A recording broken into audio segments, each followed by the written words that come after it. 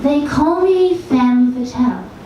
I'm a copper girl, golden curls and crazy curves, the whole thing. I like pretty dresses from the 50s that suggest free and enhance. I like my hips. They say it's hard not to look at my lips. They are well defined and I love to paint them red. I know what works best. It took me years to perfect my look. Hundreds of magazines, a few conventions, endless trips to the city, by day to find the best thrift stores, and by night to watch the beautiful girls stripping off their clothes. I wanted to be in that world, and soon enough that world accepted me. I started on the periphery, greeting customers at the door and taking entrance fees in my small town's club, the only club. The kind my mother said I should never be seen at in case it affected her affairs. Lovely lady. Oh, she's dead now, so that's by the by. I found peace there. Mondays, Wednesdays, and Thursdays.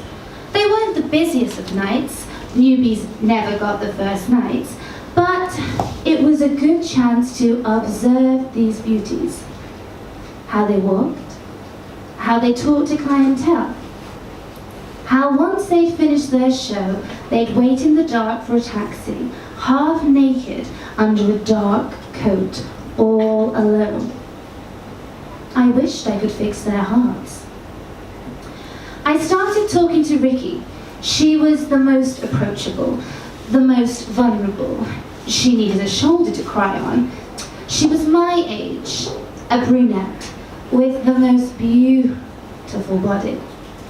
Her 2-minute can-can routine was nothing remarkable, but Ricky knew how to entice the clients.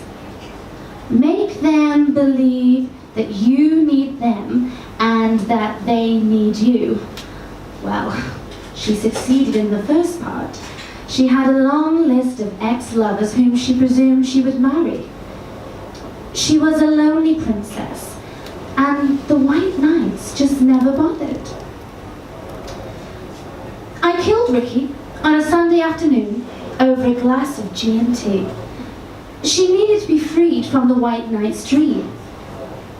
I cried over her, enough that, although I was the last person to see her in her tiny suburban flat, I didn't find myself in trouble. I left the club shortly after Ricky's funeral, and people just presumed it was grief. I found my way. Other hearts were calling.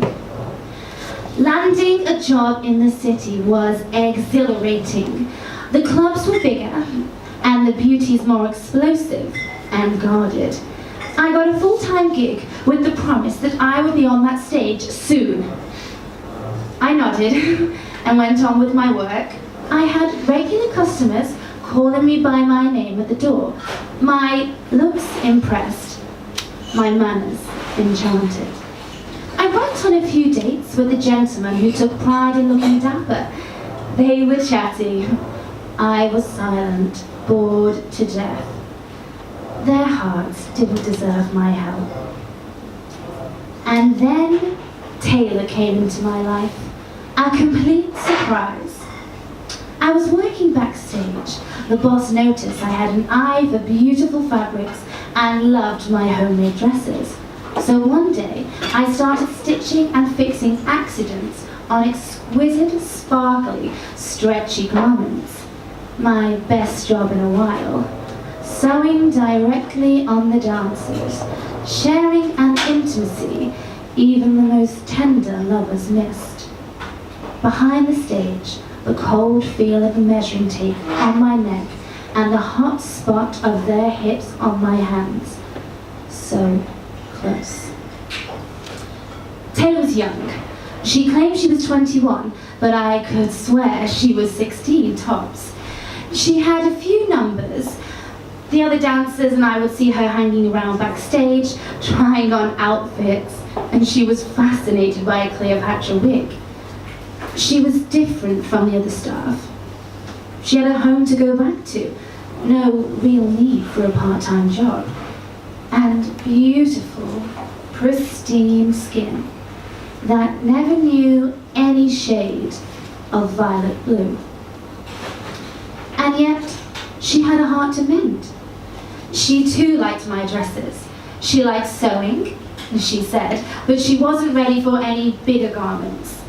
I gave her one of my patterns one day, and she was so delighted she insisted she took me for dinner. We went to a lovely Thai restaurant on the other side of town. Taylor kept glancing at my dress. A simple black A-line skirt with a red hem and black lace bust with a red collar. "Is it one of your designs?" she asked. "Yes." I call it the Ricky dress. Taylor was terribly good company. She was longing to be part of something, just like I had a few years before. She was easily dismissed by the others. The staff, including the dancers, the boss, the bartenders, didn't care much about Taylor, and I got the impression it was the same at home. For a while, I thought that my company was enough to save her. One evening, after a busy shift where I had to sew a few reluctant diamonds onto her bra, Taylor kissed me, and I knew I would never be enough. No one knew where Taylor went. Some nights, I would forget too. I stayed for a while, measuring fabric for the pretty girls who needed the stage, Patty, Margaret, and Alice. Their hearts were just okay. They weren't Taylor. They weren't even Ricky. I stayed too long. That was my mistake. No matter how well their hearts got fixed, I shouldn't have stayed there. I should have left before the police officer came to the club in daylight too many times. I should have left before my boss was questioned over the girl's disappearance. I should have left when I heard them say, "Another case, maybe a connection in the suburbs?" I told the officer I was the connection. He didn't believe me at first. He kept calling me sweetheart, said he wouldn't fall for me. I told him there was no need. His heart was beyond repair. His smile soon vanished. I imagined someone had shown pictures of my girls. They call me femme fatale or heartbreaker. Time is slow here. I take care of my looks to pass the time. I started adding victory rolls to my hair. They are the talk of the place. The nurses are lovely. They ask for tips, a secret. My dresses have been brought in. My only wish, I refuse to wear their blouses. I usually put on my tailor dress, an emerald green wiggle dress with a cat pattern top. Taylor loved cats. I hope they find her soon. I didn't leave her far behind. I just don't remember where.